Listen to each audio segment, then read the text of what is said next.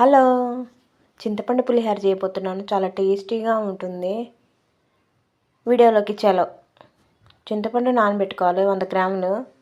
Rice ఉడకబెట్టుకోవాలి పొడి పొడిగా. చింతపండు నానబెట్టుకొని పిట్టు సపరేట్ చేసుకొని గుజ్జులాగా చేసుకొని కొంచెం నీళ్ళు పోసుకొని ఉడకబెట్టుకోవాలి, బాగా పలుచగా కాకుండా. ఉడికేటప్పుడు ఆయిల్ వేసుకోవాలి, పచ్చిమిరపకాయలు వేసుకోవాలి, చిన్న ముక్క బెల్లం ముక్క వేసుకోవాలి, ఉప్పు వేసుకోవాలి. ఇదిగోండి ఇలా. ఆ తర్వాత ధనియాలు, జీలకర్ర, మెంతులు, ఆవాలు, సాయమినపప్పు, పచ్చిమిరపప్పు, ఎండుమిరపకాయలు బాగా డ్రై రోస్ట్ చేసుకొని వేయించుకొని పొడి చేసుకొని పక్కన పెట్టుకొని ఉంచుకోవాలి.